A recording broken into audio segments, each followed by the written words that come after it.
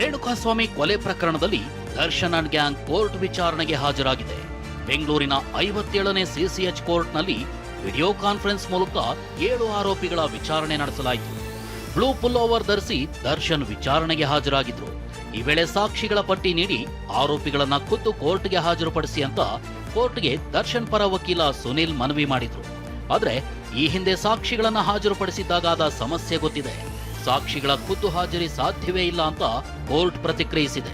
ಬಳಿಕ ಕ್ರಮಾಂಕದಂತೆ ಒಬ್ಬರಾದ ಮೇಲೊಬ್ಬರು ಸಾಕ್ಷಿಗಳ ವಿಚಾರಣೆಗೆ ಸಮನ್ಸ್ ನೀಡಲು ದರ್ಶನ್ ಪರ ವಕೀಲ ಮನವಿ ಮಾಡಿದ್ರು. ಆದ್ರೆ ಇದಕ್ಕೆ ಆಕ್ಷೇಪ ವ್ಯಕ್ತಪಡಿಸಿರೋ ಎಸ್ಪಿಪಿ ಕ್ರಮಾಂಕದಂತೆ ಸಮನ್ಸ್ ನೀಡಬೇಕು ಅನ್ನೋ ನಿಯಮ ಇಲ್ಲ, ಪ್ರಾಸಿಕ್ಯೂಷನ್ಗೂ ಯಾವ ಸಾಕ್ಷಿ ಕರಿಬೇಕೆಂಬ ವಿವೇಚನಾಧಿಕಾರವಿದೆ. ಹೀಗಾಗಿ ಸಾಕ್ಷಿ ಸಂಖ್ಯೆ 7, 8ಕ್ಕೆ ಸಮನ್ಸ್ ನೀಡುವಂತೆ ಮನವಿ ಮಾಡಿದ್ರು. ವಾದ ಪ್ರತಿವಾದ ಆಲಿಸಿದ ಕೋರ್ಟ್ ಡಿಸೆಂಬರ್ 17ರಂದು ಸಾಕ್ಷ್ಯ ವಿಚಾರಣೆಗೆ ದಿನಾಂಕ ನಿಗದಿಪಡಿಸಲಾಗುತ್ತೆ ಅಂತ ಆದೇಶಿಸಿದೆ. ಇನ್ನು ಯಾವ ಸಾಕ್ಷಿಗಳ ವಿಚಾರಣೆಗೆ ಮೊದಲು ಸಮನ್ಸ್ ನೀಡಬೇಕು ಅನ್ನೋ ಬಗ್ಗೆ ಗುರುವಾರ ತೀರ್ಮಾನಿಸುವುದಾಗಿ ಕೋರ್ಟ್ ಹೇಳಿದೆ. ರೇಣುಕಾಸ್ವಾಮಿ ಕೊಲೆ ಪ್ರಕರಣ ಸಂಬಂಧ ಆರೋಪಿಗಳಿಗೆ ಸಂಬಂಧಿಸಿದ ಸ್ಥಳಗಳಲ್ಲೆಲ್ಲ ಜಾಲಾಡಿದ್ದ ತನಿಖಾ ತಂಡ ದರ್ಶನ್ ಅಂಡ್ ಇತರೆ ಆರೋಪಿಗಳಿಂದ 82 ಲಕ್ಷ ರೂಪಾಯಿ ಹಣ ವಶಕ್ಕೆ ಪಡೆದಿತ್ತು. ವಶಕ್ಕೆ ಪಡೆದ ಹಣ ವಾಪಸ್ ನೀಡಲು ದರ್ಶನ್ ಅಂಡ್ ಗ್ಯಾಂಗ್ ಕೋರಿತು. ಆದರೆ ಜಪ್ತಿ ಮಾಡಲಾಗಿದ್ದ ಈ 82 ಲಕ್ಷ ಹಣ ವಶಕ್ಕೆ ಪಡೆಯಲು ಕೋರಿ ಕೋರ್ಟ್ಗೆ ಆದಾಯ ತೆರಿಗೆ ಇಲಾಖೆ ಅಧಿಕಾರಿಗಳು ಅರ್ಜಿ ಸಲ್ಲಿಸಿದ್ರು. ಈ ಅರ್ಜಿ ಪುರಸ್ಕರಿಸಿ ಹಣವನ್ನ ಆದಾಯ ತೆರಿಗೆ ಇಲಾಖೆ ವಶಕ್ಕೆ ನೀಡಲು ಬೆಂಗಳೂರಿನ 57ನೇ ಸಿಸಿಎಚ್ ಕೋರ್ಟ್ ಆದೇಶಿಸಿದೆ. ಆದಾಯ ತೆರಿಗೆ ಇಲಾಖೆ ಮುಂದೆ ದರ್ಶನ್ ತಕರಾರು ಅರ್ಜಿ ಸಲ್ಲಿಸಬಹುದು. ಐಟಿ ಅಧಿಕಾರಿಗಳು ಹಣ ಬಿಡುಗಡೆ ಮಾಡಿದ್ರೆ ದರ್ಶನ್ ಪಡಿಬಹುದು ಅಂತ ಕೋರ್ಟ್ ಸೂಚಿಸಿದೆ. ಮಂಗಳೂರಲ್ಲಿ ಶ್ರೀ ನಾರಾಯಣ ಗುರು ಮಹಾತ್ಮ ಗಾಂಧಿ ಐತಿಹಾಸಿಕ ಸಂವಾದ ಶತಮಾನೋತ್ಸವ ಬೃಹತ್ ಕಾರ್ಯಕ್ರಮ ನಡೆಯಿತು. ದಕ್ಷಿಣ ಕನ್ನಡದ ಉಳ್ಳಾಲ ತಾಲೂಕಿನ ಕೊಣಾಜೆ ಗ್ರಾಮದಲ್ಲಿ ನಡೆದ ಕಾರ್ಯಕ್ರಮದಲ್ಲಿ CM Siddaramaiah, speaker UT Khader, ಸಚಿವರಾದ ಪರಮೇಶ್ವರ್, ದಿನೇಶ್ ಗುಂಡೂರಾವ್, ಜಮೀರ್ ಅಹಮದ್, ಲಕ್ಷ್ಮೀ ಹೆಬ್ಬಾಳ್ಕರ್, ಸತೀಶ್ ಜಾರಕಿಹೊಳಿ, ಮಹದೇವಪ್ಪ ಸೇರಿ ಇಡೀ ಸಿಎಂ ಸಿದ್ದರಾಮಯ್ಯ ಬಣದ ನಾಯಕರ ದಂಡೇ ಭಾಗಿಯಾಗಿತ್ತು. ಇನ್ನು ಎಐಸಿಸಿ ಪ್ರಧಾನ ಕಾರ್ಯದರ್ಶಿ KC Venugopal, MLC BK Hariprasad ಕೂಡ ಕಾರ್ಯಕ್ರಮದಲ್ಲಿ ಭಾಗಿಯಾಗಿದ್ದರು. ಈ ಭಾಗದ ಬಿಜೆಪಿ ಶಾಸಕರು, ನಾಯಕರು ಕಾರ್ಯಕ್ರಮದಲ್ಲಿ ಉಪಸ್ಥಿತರಿದ್ದರು. ಕಾರ್ಯಕ್ರಮದ ವೇಳೆ ವೇದಿಕೆ ಮೇಲೆ ವೇಣುಗೋಪಾಲ್ ಮತ್ತು ಸಿಎಂ ಸಿದ್ದರಾಮಯ್ಯ ನಡುವೆ ಗುಸುಗುಸು ಚರ್ಚೆ ನಡೆದಿದ್ದು ಗಮನ ಸೆಳೆಯಿತು. ಗುರು ಗಾಂಧಿ ಸಂವಾದ ಶತಮಾನೋತ್ಸವದಲ್ಲಿ ಭಾಷಣ ಮಾಡಿದ ಸಿಎಂ ಸಿದ್ದರಾಮಯ್ಯ ಸಮಾನತೆ ಪಾಠ ಮಾಡಿದ್ರು. ಎಲ್ಲರೂ ಮಾನವರಾಗಿ ಬದುಕುವ ಭಾವನೆ ಬರಲಿ. ನಾರಾಯಣ ಗುರುಗಳು ಒಬ್ಬ ಜಾತ್ಯತೀತ ಆದರ್ಶ ವ್ಯಕ್ತಿಯಾಗಿದ್ರು. ಒಂದು ಜಾತಿ, ಒಂದು ಮತ, ಒಬ್ಬ ದೇವರು ಎಂಬುದನ್ನ ಸಾರಿದ್ರು. ಹುಟ್ಟಿನಿಂದ ಯಾರೂ ಕೀಳು ಅಲ್ಲ, ಯಾರೂ ಮೇಲಲ್ಲ, ಮನುಷ್ಯನಾಗಿ ಬಾಳಬೇಕು ಅಂತ ಸಿದ್ದರಾಮಯ್ಯ ಹೇಳಿದ್ರು. ಯಾವುದೇ ಧರ್ಮ ಪ್ರೀತಿ ಮಾಡದೆ ಹೇಳ್ತದ ಹೊರತು, ಪರಸ್ಪರ ಪ್ರೀತಿ ಮಾಡ್ತದ ಹೇಳ್ತದ ಹೊರತು ದ್ವೇಷ ಮಾಡೋದನ್ನ ಹೇಳೋದಿಲ್ಲ. ಧರ್ಮದ ಹೆಸರಿನಲ್ಲಿ, ಜಾತಿ ಹೆಸರಿನಲ್ಲಿ ಇವತ್ತು ಜನರನ್ನು ಹೊಡಿತಕ್ಕಂಥ ಕೆಲಸವನ್ನ ಆಗಬಾರದು. ಧರ್ಮದ ಹೆಸರಿನಲ್ಲಿ, ಜಾತಿ ಹೆಸರಿನಲ್ಲಿ ಈಗ ನಾವು ಎಷ್ಟರ ಮಟ್ಟಿಗೆ ಸ್ವಾರ್ಥಿಗಳು ಅಂತ ಹೇಳಿದ್ರೆ, ನನಗೆ ಕಾಯಿಲೆ ಬರ್ತಿದೆ, ಆಪರೇಷನ್ ಮಾಡಿಸ್ಕೋಬೇಕು. ಆಪರೇಷನ್ ಮಾಡಿಸ್ಕೊಳ್ಳುವಾಗ ನನ್ನ ಜಾತಿನೇ, ಕುರುಬರ ಜಾತಿಯವರದ್ದೇ ರಕ್ತ ಬೇಕು ಅಂತ ಕೇಳ್ತೀನ? ಆಗ ದಲಿತರದ್ದು ರಕ್ತ ಇರಲಿ, ಮುಸಲ್ಮಾನರ ರಕ್ತ ಇರಲಿ, ಕ್ರಿಶ್ಚಿಯನ್ ರಕ್ತ ಇರಲಿ, ಹಿಂದೂಗಳ ರಕ್ತ ಇರಲಿ, ಮರಾಠ ರಕ್ತ ಇರಲಿ, ಯಾವುದೇ ರಕ್ತ ಆದ್ರೂ ಕೂಡ ಶರೀರಕ್ಕೆ ತಗೋತೀನಿ. ವಾಸಿ ಆದ್ಮೇಲೆ ನೀ ಯಾವ ಜಾತಿಯವನು, ನಾನು ಯಾವ ಜಾತಿಯವನು, ನೀ ಯಾವ ಧರ್ಮದವನು, ನಾವ್ಯಾವ ಧರ್ಮದವನು ಅಂತಕ್ಕಂಥದ್ದು ಇದೆಯಲ್ಲ, ಇದು ಸ್ವಾರ್ಥ. ಮಂಗಳೂರು ಏರ್ಪೋರ್ಟ್ನಲ್ಲಿ ಕಾಂಗ್ರೆಸ್ ನಾಯಕ ಕೆಸಿ ವೇಣುಗೋಪಾಲ್ ಎದುರು ಡಿಕೆ ಮತ್ತು ಸಿಎಂ ಸಿದ್ದರಾಮಯ್ಯ ಬೆಂಬಲಿಗರ ಘೋಷಣೆ ಹೈಡ್ರಾಮಾ ನಡೆದಿದೆ. ಡಿಸಿಎಂ ಬೆಂಬಲಿಗರು ಡಿಕೆ ಅಂತ ಕೂಗಿ ವೇಣುಗೋಪಾಲ್ನ ಸ್ವಾಗತಿಸಿದ್ದಾರೆ.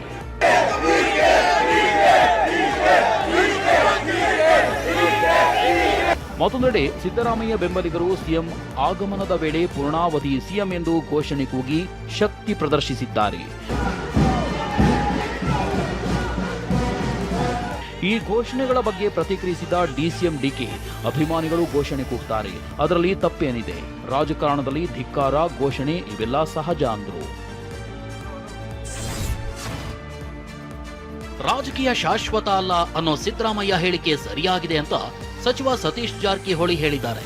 ಅಧಿಕಾರ ಯಾರಿಗೂ ಶಾಶ್ವತವಲ್ಲ. 30 ತಿಂಗಳ ನಂತರವಾದ್ರೂ ಅಧಿಕಾರ ಬಿಡಬಹುದು, ಅದಕ್ಕೂ ಮೊದಲೇ ಬಿಡಬಹುದು. ಅಧಿಕಾರ ಬಿಡೋದಂತೂ ಪಕ್ಕ, ಆದ್ರೆ ಎಲ್ಲವನ್ನು ಹೈಕಮಾಂಡ್ ನಿರ್ಧರಿಸುತ್ತೆ ಅಂದಿದ್ದಾರೆ. 30 ತಿಂಗಳ ನಂತರ ಬಿಡ್ಬೋದು, ಮೊದಲನೇ ಬಿಡ್ಬೋದು, ಮಾನಸಿಕ ಅಂತ ಹೇಳಕ್ಕೆ ಆಗೋಲ್ಲ. ಬಿಡೋದಂತಿ ಪಕ್ಕ, ಯಾವಾಗಾರು ಒಂದು ಬಿಡಲೇಬೇಕು. 30 ತಿಂಗಳ ನಂತರ ಬಿಡಬೇಕು, ಹಾಗೆ ಇನ್ನೊಂದ್ಸರಿ ಯಾರು ಬಿಡಲೇಬೇಕು, ಯಾವಾಗ ಬಿಡಲೇಬೇಕು, ಅದೇನು ಪ್ರಶ್ನೆ ಇಲ್ಲ. ಈ ಅವಧಿಗೂ ಬಿಡ್ಬೋದು, ಅದೇನೆಲ್ಲ ಇದ್ರೆ ಹೈಕಮಾಂಡ್ ಮೇಲೆ ಅವಲಂಬನೆ ಅಷ್ಟೇ. ಇನ್ನು ಸಚಿವ MB ಪಾಟೀಲ್, ರಾಜಕೀಯ ಶಾಶ್ವತ ಅಲ್ಲ ಅನ್ನೋದು ಸತ್ಯ, ಶಾಶ್ವತವಾಗಿರ್ತೀವಿ ಅನ್ನೋದು ಭ್ರಮೆ, ಜನಾದೇಶವೇ ಅಂತಿಮ ಅಂದಿದ್ದಾರೆ. ಅದು ಸತ್ಯ, ಅದು ನಾನು ಹೇಳ್ತೀನಿ, ರಾಜಕೀಯ ಶಾಶ್ವತ ಅಲ್ಲ, ನಮ್ಮನೆ ಆಸ್ತಿನೂ ಅಲ್ಲ ಅದು. ಆ ಮಾತನ್ನು ತಪ್ಪೇನಿದೆ, ಅರ್ಥ ಏನು?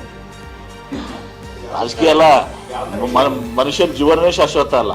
ಇತ್ತ DCM DK ಸಹೋದರ DK ಸುರೇಶ್, ಸಿದ್ದರಾಮಯ್ಯನವರು ಸಹಜವಾಗಿ ಮಾತನಾಡಿದ್ದಾರೆ, ಅದಕ್ಕೆ ಹೆಚ್ಚು ಮಹತ್ವ ಕೊಡೋ ಅವಶ್ಯಕತೆ ಇಲ್ಲ ಅಂದಿದ್ದಾರೆ. ಅದು ಮುಖ್ಯಮಂತ್ರಿಗಳು ಸಹಜವಾಗಿ ಯಾರ ಹತ್ರನ ಮಾತಾಡಿರ್ತಕ್ಕಂಥದ್ದು ಅಷ್ಟೇ ಹೊರತು ಅದಕ್ಕೇನು ಮಹತ್ವ ಕೊಡುವಂಥದ್ದಲ್ಲ. ಸೊ ಹಾಗಾಗಿ ಅದರ ಬಗ್ಗೆ ಹೆಚ್ಚು ವಿಶ್ಲೇಷಣೆ ಮಾಡುವಂಥ ಅವಶ್ಯಕತೆ ಇಲ್ಲ. ರಾಜಕೀಯ ಶಾಶ್ವತ ಅಲ್ಲ ಅನ್ನೋ ಸಿದ್ದರಾಮಯ್ಯ ವೈರಾಗ್ಯದ ಮಾತಿನ ನಡುವೆ DCM DK ಶಿವಕುಮಾರ್ ದೆಹಲಿಗೆ ತೆರಳಿದ್ದಾರೆ. ಖಾಸಗಿ ಕಾರ್ಯಕ್ರಮವೊಂದರಲ್ಲಿ ಭಾಗಿಯಾಗಲಿದ್ದಾರೆ. ಇನ್ನು DK ದೆಹಲಿ ಪ್ರವಾಸದ ಬಗ್ಗೆ ಪ್ರತಿಕ್ರಿಯೆ ನೀಡಿರೋ CM ಸಿದ್ದರಾಮಯ್ಯ, ಪಾಪ ಹೋಗ್ಲಿ, ಅವರನ್ನ ದೆಹಲಿಗೆ ಹೋಗೋದು ಬೇಡ ಅಂದವ್ರು ಯಾರು ಅಂದಿದ್ದಾರೆ. ನಾನು ದೆಹಲಿಗೆ ಹೋಗ್ತಿಲ್ಲ, ಹೈಕಮಾಂಡ್ ಕರೆದ್ರೆ ಮಾತ್ರ ಹೋಗ್ತೀನಿ ಅಂದಿದ್ದಾರೆ.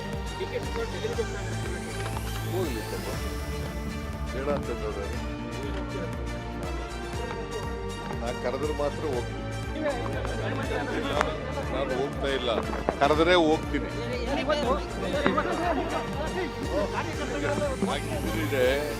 ವೇಣುಗೋಪಾಲ್ ಹೇಳ್ತಿದ್ರಲ್ವಾ, ಕರೆದಿಲ್ಲ ನನಗೆ.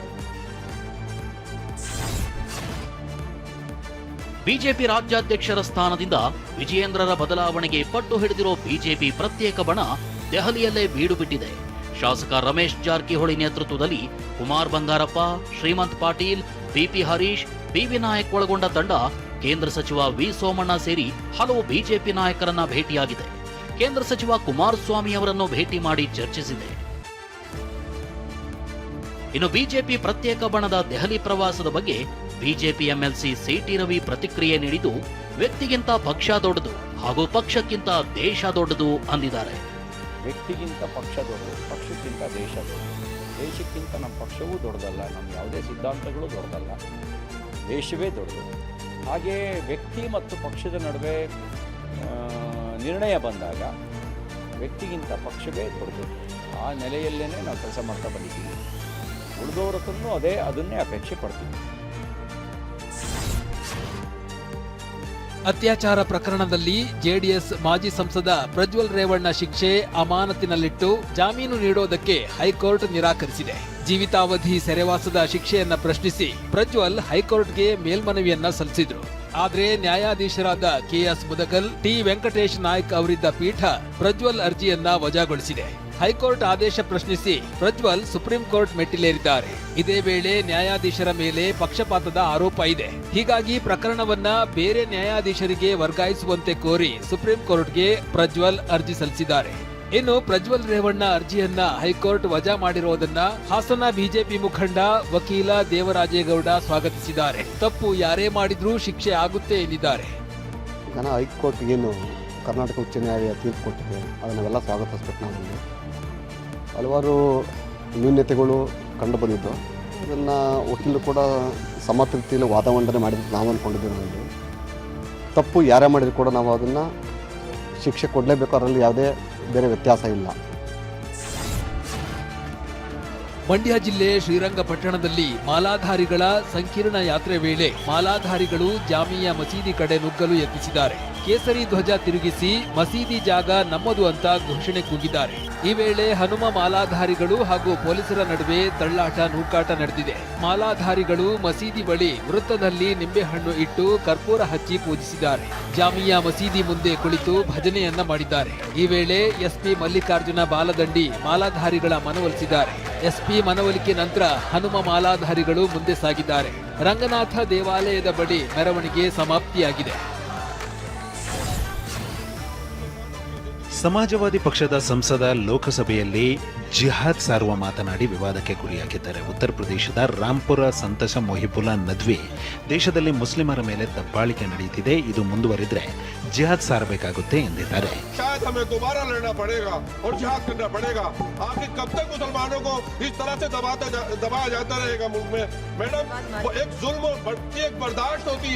ಮೊಹಿಬುಲ್ಲಾ ಈ ಹೇಳಿಕೆಗೆ ಬಿಜೆಪಿ ಆಕ್ರೋಶ ವ್ಯಕ್ತಪಡಿಸಿದೆ. ಸಂಸದರು ಬಹಿರಂಗವಾಗಿ ತೀವ್ರವಾದಿ ವಿಚಾರಗಳನ್ನು ಪ್ರಚಾರ ಮಾಡುತ್ತಿದ್ದಾರೆ, ಹಿಂಸಾಚಾರಕ್ಕೆ ಪ್ರಚೋದನೆ ನೀಡುತ್ತಿದ್ದಾರೆ ಅಂತ ಬಿಜೆಪಿ ಕಿಡಿಕಾರಿದೆ. ದೆಹಲಿಯ ವಾಯು ಮಾಲಿನ್ಯದ ಬಗ್ಗೆ ಚರ್ಚೆಗೆ ಆಗ್ರಹಿಸಿ ಕಾಂಗ್ರೆಸ್ ಸಂಸದರು ಏರ್ ಫಿಲ್ಟರ್ ಮಾಸ್ಕ್ ಮತ್ತು ಆಕ್ಸಿಜನ್ ಸಿಲಿಂಡರ್ ಜೊತೆ ಸಂಸತ್ಗೆ ಆಗಮಿಸಿದ್ರು.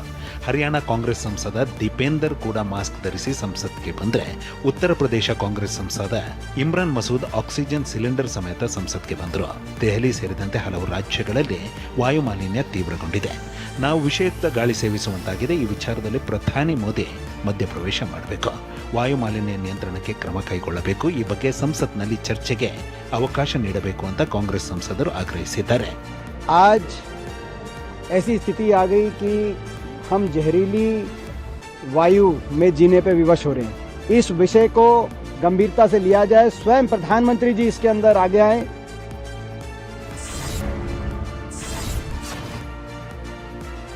ಬೆಂಗಳೂರಿನಲ್ಲಿ ನ್ಯೂ ಇಯರ್ ಸೆಲೆಬ್ರೇಷನ್ ವೇಳೆ ಮಾರಾಟ ಮಾಡಲು ಶೇಖರಿಸಿಟ್ಟಿದ್ದ 28 ಕೋಟಿ ಮೌಲ್ಯದ ಮಾದಕ ವಸ್ತುಗಳನ್ನು ಸಿಸಿಬಿ ಪೊಲೀಸರು ಜಪ್ತಿ ಮಾಡಿದ್ದಾರೆ.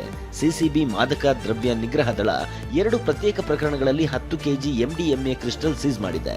ತಾಂಜೇನಿಯಾ ಮೂಲದ ನ್ಯಾನ್ಸಿ, ನೈಜೀರಿಯಾದ ಯಮುನಲ್ ಅರೆಂಜಿ ಇಡಿಕೋ ಬಂಧಿಸಲಾಗಿದೆ. ಇವರು ಸ್ಥಳೀಯರು, ವಿದ್ಯಾರ್ಥಿಗಳು, ಐಟಿಬಿಟಿ ಉದ್ಯೋಗಿಗಳಿಗೆ ಹೆಚ್ಚಿನ ಬೆಲೆಗೆ ಡ್ರಗ್ ಮಾರಾಟ ಮಾಡ್ತಿದ್ರು. ಹೊಸ ವರ್ಷದ ಸಂದರ್ಭ ಹೆಚ್ಚಿನ ಬೆಲೆಗೆ ಡ್ರಗ್ ಮಾರಾಟ ಮಾಡಲು ಪ್ಲಾನ್ ಮಾಡಿದ್ರು. ಇನ್ನು ಚಾಮರಾಜಪೇಟೆ ವಿದೇಶಿ ಪೋಸ್ಟ್ ಆಫೀಸ್ನಲ್ಲಿ ವಿದೇಶದಿಂದ ಬಂದಿದ್ದ 8 ಕೋಟಿ ಮೌಲ್ಯದ 8 ಕೆಜಿ ಹೈಡ್ರೋ ಗಾಂಜಾ ಸೀಸ್ ಮಾಡಲಾಗಿದೆ. ಈ ವರ್ಷ ಬೆಂಗಳೂರಿನಲ್ಲಿ ಒಟ್ಟಾರೆ ಸುಮಾರು 142 ಕೋಟಿ ರೂಪಾಯಿ ಮೌಲ್ಯದ ಡ್ರಗ್ಸ್ ಸೀಸ್ ಮಾಡಲಾಗಿದೆ. ಅತ್ತ ಮೈಸೂರಿನಲ್ಲಿ 3 ಮನೆಗಳ ಮೇಲೆ ದಾಳಿ ನಡೆಸಿದ ಪೊಲೀಸರು 2 ಕೆಜಿ ಗಾಂಜಾ, 7,30,000 ರೂಪಾಯಿ ನಗದು, 10ಕ್ಕೂ ಹೆಚ್ಚು ಮಾರಕಾಸ್ತ್ರ ವಶಕ್ಕೆ ಪಡೆದಿದ್ದಾರೆ. ಕೆಂಪೇಗೌಡ ಏರ್ಪೋರ್ಟ್ನಲ್ಲಿ ಡಿಸೆಂಬರ್ 8ರಿಂದ ಹೊಸ ಪಾರ್ಕಿಂಗ್ ನಿಯಮ ಜಾರಿಗೆ ಬರಲಿದೆ. ಸೈಡ್ ಪಿಕಪ್ ಹಾವಳಿ, ಟ್ರಾಫಿಕ್ ನಿಯಂತ್ರಿಸಲು ಏರ್ಪೋರ್ಟ್ನ ಅರೈವಲ್ ಗೇಟ್ ಮುಂಭಾಗ ಹೊಸ ರೂಲ್ಸ್, ಹೊಸ ನಿಯಮ ಜಾರಿಗೆ ತರಲಾಗಿದೆ. ಏರ್ಪೋರ್ಟ್ನ ಟರ್ಮಿನಲ್ 1 ಮತ್ತು 2ರ ಮುಂಭಾಗ ವಾಹನಗಳು ಅವಧಿ ಮೀರಿ ನಿಂತರೆ ದಂಡ ವಿಧಿಸಲಾಗುತ್ತೆ. ವೈಟ್ ಬೋರ್ಡ್, ಹಳದಿ ಬೋರ್ಡ್ ವಾಹನಗಳಿಗೆ ಪ್ರತ್ಯೇಕ ಪಿಕಪ್ ಪಾಯಿಂಟ್ ಇರುತ್ತೆ. ಟರ್ಮಿನಲ್ 1ರ ಮುಂಭಾಗ ವೈಟ್ ಬೋರ್ಡ್ ವಾಹನಗಳಿಗೆ ಪಿಕಪ್ ಅವಕಾಶ ನೀಡಲಾಗಿದೆ. ಹಳದಿ ಬೋರ್ಡ್ ವಾಹನಗಳಿಗೆ P3 ಮತ್ತು P4 ನಲ್ಲಿ ಪಾರ್ಕಿಂಗ್ ವ್ಯವಸ್ಥೆ ಮಾಡಲಾಗಿದೆ. ಪಿಕಪ್ಗೆ ಬರುವ ವೈಟ್ ಬೋರ್ಡ್ ವಾಹನಗಳಿಗೆ ಮೊದಲು 8 ನಿಮಿಷ ಹಾಗೂ ಹಳದಿ ಬೋರ್ಡ್ ವಾಹನಗಳಿಗೆ 10 ನಿಮಿಷ ಉಚಿತ ಪಾರ್ಕಿಂಗ್ಗೆ ಅವಕಾಶ ಇರುತ್ತೆ. ಉಚಿತ ಪಾರ್ಕಿಂಗ್ ಅವಧಿ ಮೀರಿದ್ರೆ ಮೊದಲ 8ರಿಂದ 13 ನಿಮಿಷಕ್ಕೆ 150 ರೂಪಾಯಿ ದಂಡ, 13 ನಿಮಿಷದಿಂದ 18 ನಿಮಿಷ ವಾಹನ ಪಾರ್ಕಿಂಗ್ ನಲ್ಲಿದ್ರೆ 300 ರೂಪಾಯಿ ದಂಡ, 18 ನಿಮಿಷ ಮೀರಿ ವಾಹನ ನಿಲ್ಲಿಸಿದ್ರೆ ಟೋಯಿಂಗ್ ಮೂಲಕ ಕಾನೂನು ಕ್ರಮ ಕೈಗೊಳ್ಳಲಾಗುತ್ತೆ. ಈ ಹೊಸ ನಿಯಮದಿಂದ ನಮಗೆ ಬಾಡಿಗೆಗಳು ಸಿಗೋದಿಲ್ಲ, ನಮ್ಮ ಹೊಟ್ಟೆ ಮೇಲೆ ಹೊಡಿಬೇಡಿ ಅಂತ ಟ್ಯಾಕ್ಸಿ ಚಾಲಕರು ಆಕ್ರೋಶ ಹೊರಹಾಕಿದ್ದಾರೆ. ವಿಪಕ್ಷಗಳ ತೀವ್ರ ವಿರೋಧದ ನಡುವೆ ಕೇಂದ್ರ ಸರ್ಕಾರ ಮೊಬೈಲ್ಗಳಲ್ಲಿ ಸಂಚಾರ್ ಸಾಥಿ ಆಪ್ ಕಡ್ಡಾಯ ಆದೇಶವನ್ನ ವಾಪಸ್ ಪಡೆದಿದೆ.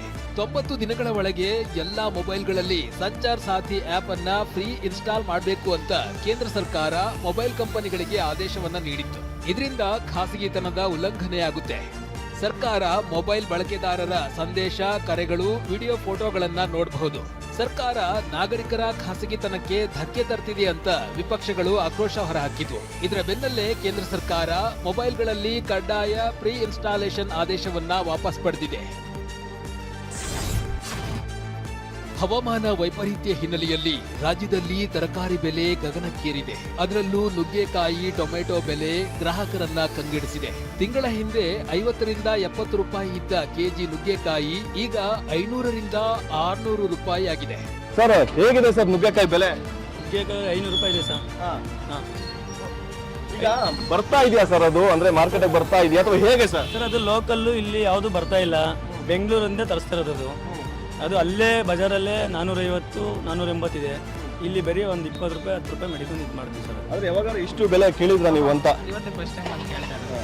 ಇವತ್ತೇ ಇಷ್ಟ ಅನಿವಾರ್ಯವಾಗಿ ಕೊಂಡ್ಕೊಳ್ಳೇಬೇಕಾ ನೀವು? ಬೇಕೇ ಬೇಕು ಅಂತಂದ್ಮೇಲೆ ಬಟ್ರ್ ಕೇಳಿದ್ಮೇಲೆ ತಗೊಂಡು ಹೋಗ್ಲಿ. ಯಾದಗಿರಿ ನಗರದ ಹತ್ತಿಕೂಣಿ ಕ್ರಾಸ್ ಬಳಿ ಇರುವಂತ ತರಕಾರಿಯ ಮಾರ್ಕೆಟ್ ಅಲ್ಲಿ ಕೆಜಿಗೆ 600 ರೂಪಾಯಿ ಕೆಜಿ ಅದಾವ್ರಿ. ಇವು ತಮಿಳ್ನಾಡಿದ್ದು ಬರ್ತಾವ್ರಿ. ಮಿನಿಮಮ್ ಏನಾದ್ರು 10 kg 20 kg ತರ್ಸೇವ್ರಿ. ಪಿರೇ ಆದಾಗ ಗಿರಾಕಿ ತೊಗೊಳಕ್ಕೆ ಅನಿವಾರ್ಯ ಇಲ್ರಿ. ಯಾರಿಗೆ ಬೇಕಾಗಿದಾವ ಅಷ್ಟೇ ತೊಗೋತಾರೆ, ಅಷ್ಟೇ. ಮದುವೆ ಇತ್ತಂದ್ರೆ ಅವರೇ ಹೋಯ್ತಾರೆ. ನುಗ್ಗೆ ಸೊಪ್ಪಿನ ಪುಡಿ, ಅದನ್ನ ಇವನ್ ನಾವು ಪುಡಿ ಪೌಡರ್ ಫಾರ್ಮ್ ಅಲ್ಲಿ ಕೂಡ ಅದನ್ನ ತಗೊಳ್ಬಹುದು. ಅದನ್ನ ಈಗ ಸಾಂಬಾರ್ಗಳಿಗೆ ಹಾಕೊಳ್ಬಹುದು, ಅಥವಾ ಚಟ್ನಿ ಏನಾದರೂ ಮಾಡೋದಾದ್ರೆ ನಾವು ಅದಕ್ಕೆ ಕೂಡ ಮಿಕ್ಸ್ ಮಾಡ್ಕೊಳ್ಬಹುದು. ಮತ್ತೆ ಆಸ್ಟಿಯೋಪೊರೋಸಿಸ್ ಇತ್ತೀಚೆಗೆ ಬರ್ತಾ ಇರುವಂತಹ, ಅದು ಕೂಡ ಒಂದು ಹೆಚ್ಚು ಇರುವಂತಹ ಡಯಾಗ್ನೋಸಿಸ್ ಆಗಿದೆ. ಸೊ ಆಸ್ಟಿಯೋಪೊರೋಸಿಸ್ ಏನಿದೆ ಅದು ಕ್ಯಾಲ್ಸಿಯಂ ಡಿಫಿಷಿಯನ್ಸಿಯಿಂದ ಆಗಿರೋದು. ಚಂಡಮಾರುತ ಹಾಗೂ ಮಳೆಯ ಎಫೆಕ್ಟ್ನಿಂದ ಟೊಮೆಟೊ ಬೆಲೆಯಲ್ಲಿ ದಿಢೀರ್ ಏರಿಕೆಯಾಗಿದೆ. ಕೋಲಾರ ಎಪಿಎಂಸಿ ಮಾರುಕಟ್ಟೆಯಲ್ಲಿ 15 ಕೆಜಿ ಟೊಮೆಟೊ ಬಾಕ್ಸ್ ಬೆಲೆ 500 ರೂಪಾಯಿವರೆಗೆ ಮಾರಾಟವಾಗ್ತಿದೆ. ಯಾಕೆ ಈ ರೀತಿಯ ಟೊಮೆಟೊ ರೇಟ್ ಹೆಚ್ಚಿಗೆ ಆಗ್ತಾ ಇದೆ? ಇನ್ನು ಎಷ್ಟು ದಿನ ಇದೇ ರೀತಿ ಮುಂದುವರಿಬಹುದು ಅಂತ ಹೇಳಿ? ಆ ಕಡೆ ಸ್ವಲ್ಪ ಕ್ಲೈಮೇಟ್ ಮುಚ್ಕೊಂಡೈತೆ, ಆ ಕಡೆ ಬೇಗ ಮಾಗ್ತಾ ಇಲ್ಲ ಕಾಯಿ, ಅದರಿಂದ ಸ್ವಲ್ಪ ರೇಟ್ಗಳು ಮುಂದಾಗೈತೆ. ಈ ಕಡೆ ಇದೇ ರೀತಿಯ ರೇಟ್ ಎಷ್ಟು ದಿನ ಮುಂದುವರಿಬಹುದು? ಕ್ಲೈಮೇಟ್ ಮೇಲೆ ಡಿಪೆಂಡ್. ಮದುವೆಯ ಮರುದಿನವೇ ನವವಿವಾಹಿತ ಹೃದಯಾಘಾತಕ್ಕೆ ಬಲಿಯಾದ ದಾರುಣ ಘಟನೆ ವಿಜಯನಗರ ಜಿಲ್ಲೆಯ ಬಂಡ್ರಿ ಗ್ರಾಮದಲ್ಲಿ ನಡೆದಿದೆ. ಡಿಸೆಂಬರ್ 1ರಂದು ದಂಪತಿ ಹರಪನಹಳ್ಳಿಯ ವಧುವಿನ ಮನೆಗೆ ತೆರಳಿದ್ರು. ದೇವರಿಗೆ ಕೈ ಮುಗಿಯುವ ವೇಳೆ ರಮೇಶ್ ಕುಸಿದು ಬಿದ್ದು ಸಾವನ್ನಪ್ಪಿದ್ದಾರೆ.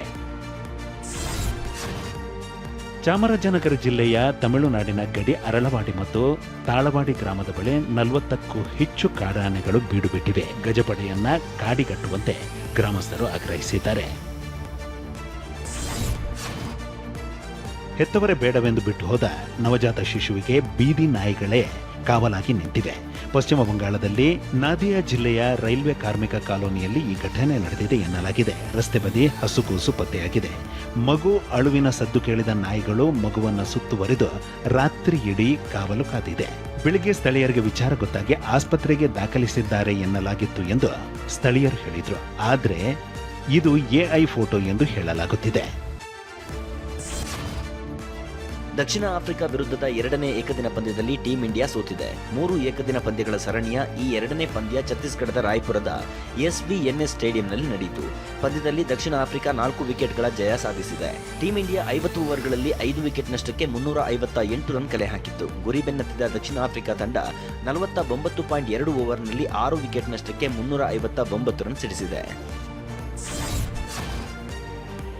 ಇನ್ನು ಕಾಲ್ತುಳಿತ ಕಹಿ ನೆನಪಿನ ಬಳಿಕ ಡಿಸೆಂಬರ್ 24ರಂದು ಬೆಂಗಳೂರಿನ ಚಿನ್ನಸ್ವಾಮಿ ಸ್ಟೇಡಿಯಂನಲ್ಲಿ ವಿಜಯ್ ಹಜಾರೆ ಟ್ರೋಫಿ ಪಂದ್ಯ ನಡೆಯಲಿದೆ. ಈ ಪಂದ್ಯಕ್ಕಾಗಿ ಚಿನ್ನಸ್ವಾಮಿ ಸ್ಟೇಡಿಯಂ ಸಜ್ಜಾಗ್ತಿದ್ದು ದೆಹಲಿ ತಂಡದ ಪರ ಕೊಹ್ಲಿ ಆಡಲಿದ್ದಾರೆ.